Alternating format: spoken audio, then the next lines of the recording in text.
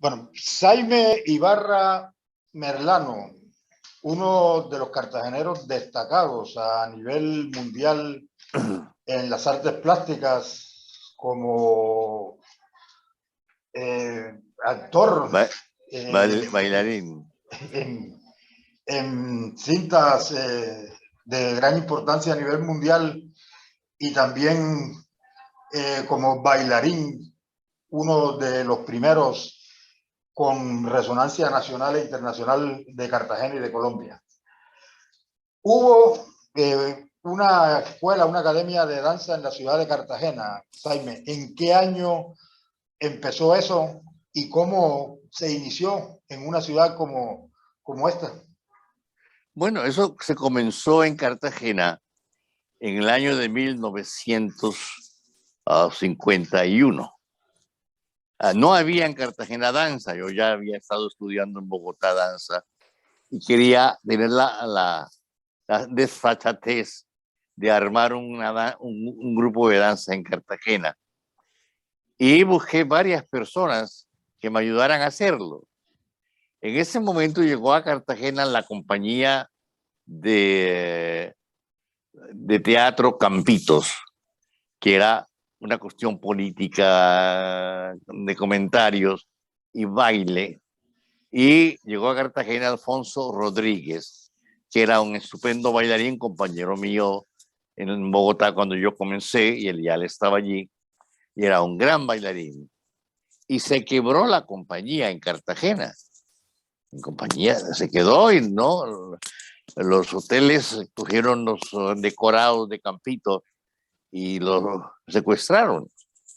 Entonces Alfonso se quedó sin trabajo en Cartagena y le dije a Alfonso, mira Alfonso, ¿por qué no te quedas en Cartagena y armamos aquí una academia de ballet? Y dijo, bueno. Entonces llamé a mi gran amiga, que era una estupenda dama, doña Emma Villa de Escayón, dueña pues prácticamente del diario La Costa, y doña Laurina Emiliani de Martín Marcelo, y mi cuñada Linita Villarreal Araujo de Ibarra, y con ellas estuve hablando que si me apoyaban para abrir la academia, y todas fueron, claro, cuenta con nosotros. Entonces yo armé eso y doña Emma se encargó de hacer la propaganda en una cuartilla que ella tenía en el diario de la Costa que se llamaba Números. Y ella ahí me habló y me hizo toda la propaganda, y por haber, y se abrió la academia, y Linita Villarreal era la secretaria que recibía las llamadas de las personas que querían inscribirse para entrar en la academia. Y así fue. En lugar de la academia, como no teníamos dinero para hacerlo, entonces el Teatro Heredia estaba prácticamente sin hacer nada, estaba casi caído. Y hablé con el director de esa época y le pedí el favor que nos dejara abrir la academia en el escenario del Teatro Heredia. Y allí se pusieron las barras y comenzó la Academia de Ballet de Cartagena, la primera que hubo en esa época.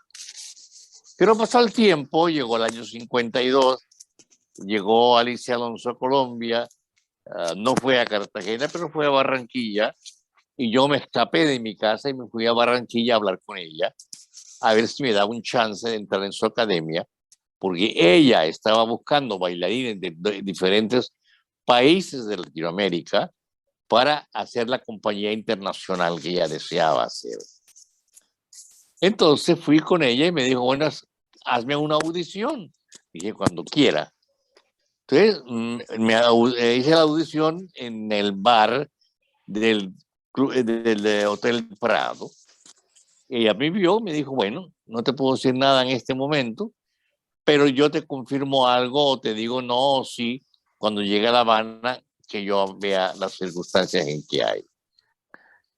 A los pocos meses, y no recibía carta de ella, dije, bueno, esto se fastidió, a lo mejor pues no le gusté, pero me llegó una carta de mi papá, y se dice, llegó una carta para ti de La Habana. ¿Quién te escribe a ti de La Habana? ¿De La Habana? Y me dice, "Oh, sí, de La Habana, ya yo tengo una idea, yo sabía que era". Digo, bueno, aquí viene el no, pero no fue al contrario, fue el sí, aceptándome a que yo entrara en la escuela de ella y al mismo tiempo, de acuerdo con mis actitudes, podía entrar en el ballet de ella.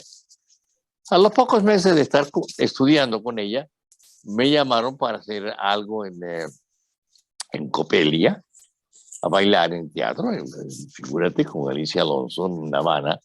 Hacer Copelia era algo maravilloso. Y comencé y le dije a Alfonso, mira Alfonso, me da mucha pena, pero tú te vas a quedar con con la academia porque yo me voy para La Habana. Así que tú verás lo que hace. ¿Cómo? Le dije, sí, yo me voy. Y Alfonso se quedó y hizo una gran labor en Cartagena varios años. Estuvo el profesor Rodríguez en Cartagena dirigiendo su academia. Hizo muchas presentaciones en Cartagena. Después de eso, él se fue y llegó un profesor de danza barranquillero de danza española, Chando Torres. Y Chando siguió la tradición de seguir ahí mismo en el Teatro Heredia, dando las clases de ballet y danza española en Cartagena. Después no supe más porque yo me fui a Bogotá, me fui a Europa más tarde y no sé qué más pasó allí. O sea, ahora últimamente me he enterado que hay un bailarín, coreógrafo muy importante que se llama Álvaro, digo, ¿cómo se llama? Bueno, ¿cómo es? No me recuerdo ahora en este momento, pero ahora me viene a la memoria el nombre de este señor. Restrepo, de Restrepo, que está dirigiendo un ballet escénico con gente muy pobre, con gente interesante, haciéndolos bailar, pero no sé si este señor está fijo en Cartagena o es un señor que está constantemente viajando de un lado al otro, tiene un gran resumen histórico como bailarín y no sé realmente nada de este señor, excepto que está en el web, se encuentra y ahí tiene un resumen bastante interesante. Este Bueno, apellido Restrepo. sí. Bueno, Jaime, Cartagena tiene una gran tradición de música clásica. No la tenía en el momento en que aparece la Academia de Danza de ustedes tan explícita como en ese momento. ¿Cuál fue la reacción de la gente? ¿Qué tipo de personas fueron las primeras en inscribirse para ser parte de esa academia? Y bueno, la respuesta del público de la ciudad de Cartagena a esas primeras presentaciones que se hicieron y en dónde se Bueno, hicieron. bueno, fue magnífica porque, claro, que fue la clase social que tenía dinero para pagar las clases. La clase pobre no tenía cómo pagarlas. Y entonces fue una cuestión de clase media alta y clase alta, que podían pagar lo que había que cobrar por las clases para poder sostener la profesora de piano que tenía que tocar el piano, limpiar el salón de todo lo que había que, las necesidades que había que hacer y levantar dinero para poderlo seguir adelante, los anuncios en los periódicos, porque una cosa es que doña Emma nos regaló tiempo, pero había que pagar anuncios y cosas de esas. Fue un gran recibimiento el que se hizo. Y Alfonso hizo muchas presentaciones en Cartagena e hizo grandes cosas en Cartagena realmente. Hay que, es un bailarín desconocido, pero no se puede olvidar que Alfonso Rodríguez fue uno de los primeros bailarines que conmigo creó la primera academia de ballet de Cartagena. Bueno, tres instituciones en ese momento dedicadas a la promoción del arte en general. música y de la cultura en la ciudad de Cartagena, el Instituto Musical de Cartagena, la Escuela de Bellas Artes y la Extensión Cultural de Bolívar, que fue una dependencia que tuvo un lustre muy grande en la década de los 50, 60 y entrando un poco los 70. El apoyo oficial, ¿cómo se dio? ¿Qué respaldo tuvieron ustedes de ese tipo de instituciones y del orden gubernamental? Bueno, yo no recibí ninguna, no había ninguna en ese momento. Te digo, la academia se sostenía por los alumnos de las chiquillas que las madres querían que ellas estudiaran ballet y las ponían a estudiar con nosotros. Y entonces ellas pagaban una cuota mensual por eso. La academia de música era la academia de Josefina de Santis de Morales, que quedaba frente donde quedaba el viejo almacén de Mogollón, en el segundo piso. Allí quedaba.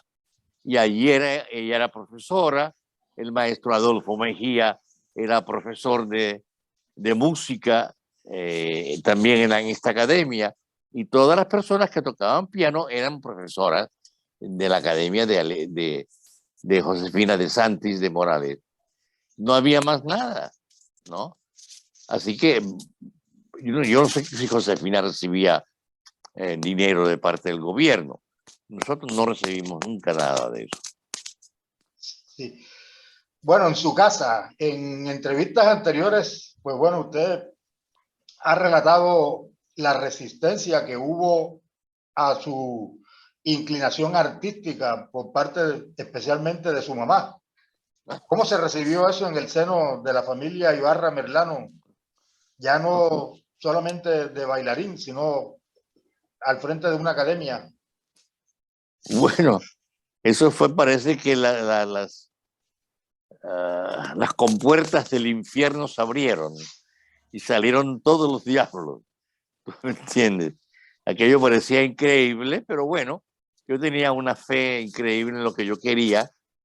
Nadie me la iba a quitar ya porque ya había principiado ya. Y me opuse a todo eso y entonces me tuve buscando cómo salir de Colombia.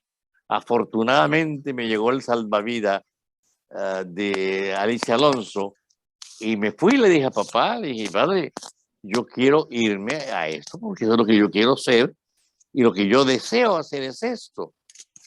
Y entonces mamá estaba muy opuesta a esa cuestión. Papá me dijo, no te preocupes, vete, yo te mando el dinero para que te quede, para que te vaya los primeros meses. No te preocupes por eso. Y yo salí de mi casa con las maletas dentro del carro porque mi mamá se sentía avergonzada. Mi mamá se sentía avergonzada que yo me iba a ir para La Habana de bailarín. Y todo el mundo estaba en esa misma circunstancia. Todo el mundo sentía vergüenza de mí en ese aspecto. Bueno, Jaime, viene un gran salto en su vida. Ese viaje a La Habana, Cuba, la indiscutible capital del espectáculo, de la lúdica, del business show en América y una de las principales pues ciudad cabarets, como se ha llamado, cabarets en el buen sentido de la palabra, como se le ha llamado en muchas ocasiones y por parte de muchas personas. ¿Cómo es esa llegada a La Habana? ¿Cómo es ese encuentro con Alicia Alonso? ¿Cómo era el ambiente nocturno que se vivía en esa gran metrópoli que era La Habana antes de la Revolución Cubana? Bueno, cuando yo llegué a La Habana, bueno, yo vi la televisión por primera vez en La Habana en el año 52. Para mí fue aquello impresionante. Yo estaba en el centro de La Habana caminando por la noche y de pronto vi unos restaurantes al aire libre y tenían televisión y yo me quedé con la boca abierta pensando en la televisión y viendo aquella cosa maravillosa que era, ¿no? Y entonces dije, bueno, ojalá algún día pueda trabajar en televisión. En La Habana había aproximadamente unos 5 cabarets de primer orden, que era Tropicana, Sanssouci, Montmartre, Casino Nacional, que quedaba en el Hotel Nacional de La Habana, y otro lugar que no me recuerdo cómo se llama. Habían 5 casinos en el año 52. Yo regresé a Colombia en el 54 a inaugurar la televisión y fui pues, a Bogotá. Cuando volví después en el 58, habían 25 cabarets en La Habana. Aquello era impresionante. Hoteles y hoteles, y habían recién inaugurado el hotel Havana Hilton, que después lo cogió Fidel Castro, lo llamó el Hotel Libertad, una cosa de esas. Era un hotel fabuloso, y todos los hoteles que tenían en La Habana tenían sus shows y sus bailarines y sus coreógrafos, y aquello era magnífico, era extraordinario aquello. Toda la gente, traían gente de Estados Unidos a Miami, que era para simplemente unos 45 minutos en avión, una cosa esa, una hora, menos de una hora, y los traían por la mañana y por la noche los metían como vacas en el avión, todos borrachos, los mandaban otra vez para Miami. Así que aquello era impresionante, eran 30, 40 aviones diarios que hacían viceversa, Miami, La Habana, Miami. Aquello era fabuloso, aquello era extraordinario. El mejor tiempo de La Habana era aquello. Antes que llegara Fidel Castro. Después que llegó Fidel Castro, ya, ahí terminó todo. Ahí se acabó todo.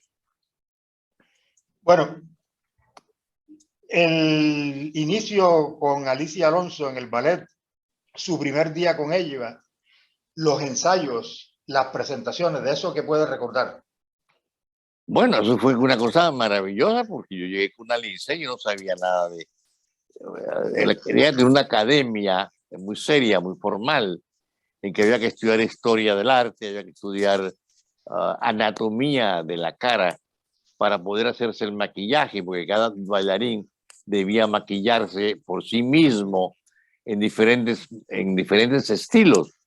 Todo depende de lo que iba a bailar, la danza que debía de bailar, si era de carácter, tenía que pintarse de una determinada forma, si era clásica, tenía que maquillarse de otra forma. En fin, era toda una serie de estudios, de clases que teníamos maravillosos, ¿no?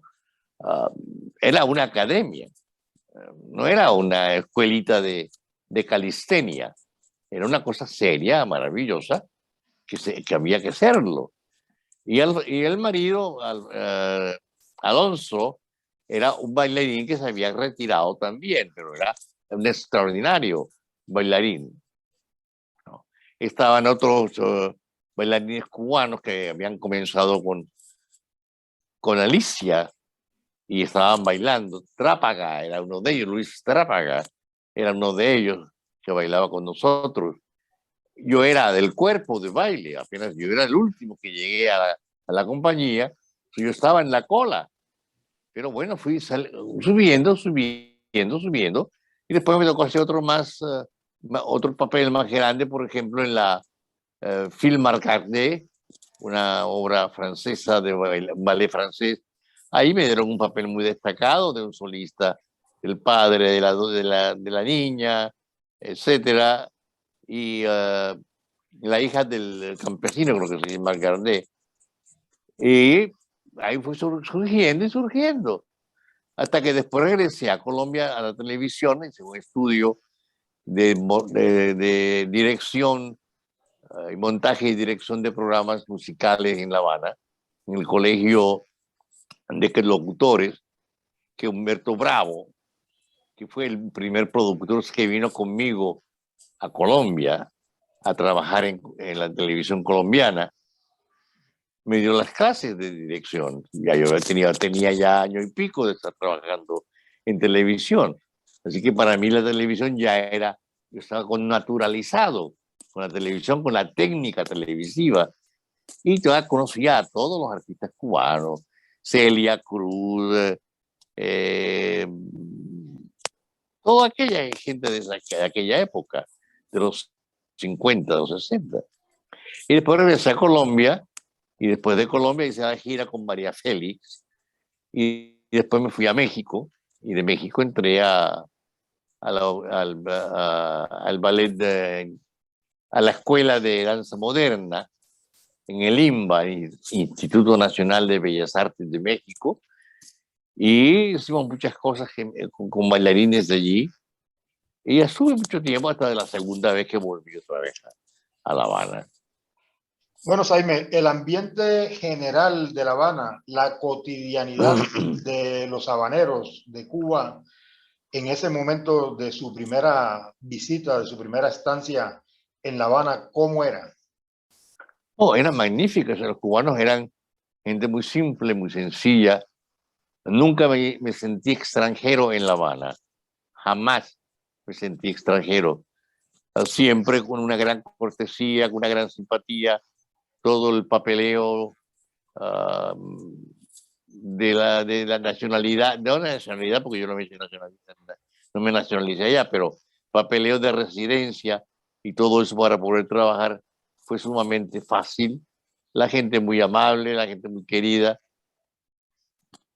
Te aceptaban, eras colombiano, magnífico, vente a trabajar aquí, no había ningún problema, ninguna naturaleza.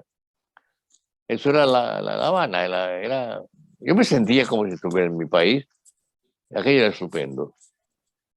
Bueno, regresa a Colombia y está dentro del equipo que pone en marcha, en funcionamiento, la televisora nacional traída por el general Gustavo Rojas Pinilla, que había intentado pues introducirla a Colombia cuando estuvo en Alemania En Alemania, como agregado militar en la década yeah, de los 30. sí. Se regresa, pasa un tiempo, regresa usted nuevamente a La Habana ya con la revolución cubana mandando o a punto de mandar. A punto de mandar. A punto de mandar. Bueno, ¿cómo vio usted ese cambio que se dio? ¿Cómo fue esa transición, especialmente en lo que tiene que ver con el show business, con la gran lúdica esa que se vivía en La Habana y la situación política pues que empezó a desarrollarse a partir de ese momento con los resultados pues que ya todos conocemos?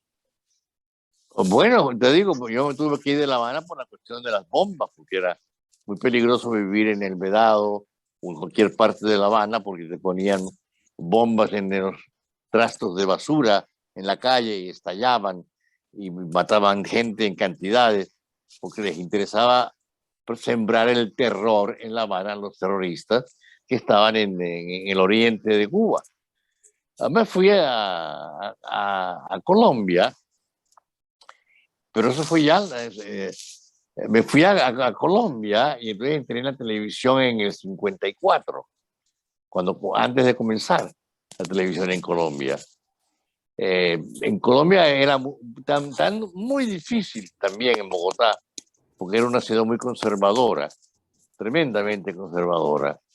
Y además era Rojas Pinilla, era Laureano Gómez el que estaba de gobierno, eran todos conservadores, gobiernos conservadores. Y entonces, pues, cuando Rojas Pinilla estaba de presidente, también había censura en la televisión. Y a mí me censuraron cuando yo tenía además de ser coordinador no solamente de un programa, sino de toda la programación, desde las 6:30 de la tarde hasta las 11:30 de la noche. Eso es absurdo. La cuestión es que cada programa tiene un coordinador, porque es mucho el trabajo que hay que hacer. Y yo hacía toda la programación. Aquello fue espantoso. Además, en mis horas los días que yo tenía fuera de off, entonces yo tenía ese programa que se llamaba Estampas Latinoamericanas y otro Estampas Negras también le puse. Dirigía y hacía la coreografía de este programa. Entre ellos había poesía y había danzas latinoamericanas. Yo saqué una bailarina una vez con tutú y cuando el tipo que era un español, que es censor de la televisión, vio aquello, dijo, no, este programa no puede ir. Digo, ¿por qué no puede ir el programa? Dijo, porque esa niña está demasiado desnuda. Digo, ¿cómo que demasiado desnuda? Tiene la malla, tiene el tutú, ¿qué más quiere? Dice, no, tiene que ponerle algo encima a esa niña porque el programa no puede salir al aire si no se cubre las piernas. ¡Wow! Yo me quedé impávido de ver aquel asunto. Entonces le puso una falda precamargo que se llama, que es una falda que llega hasta mitad de la pierna, mitad de la espinilla, ¿no? Que le cae abajo y le cubre todo el cuerpo. Fue la única forma en que se pudo hacer ese ballet, porque el hombre estaba reticente de dejarme esta bailarina en tutú salir al aire. Bueno, Jaime, retornando a La Habana, la transición esa declinante de la gran noche de La Habana a lo que vino después, ¿cómo fue esa transición? ¿Cómo lo vivió? ¿Y qué relación tuvo usted con el embajador de Colombia ante el gobierno cubano de esa época, Fulgencio Lequerica Vélez? Bueno, Fulgencio estuvo primero y después de Fulgencio vino, oh God, un embajador muy conocido cartagenero, por cierto. Ahora sí me agarraste donde era. Marcelo, Martelo era, no me recuerdo ahora en estos el bebé momentos. Martelo. No fue el bebé Martelo.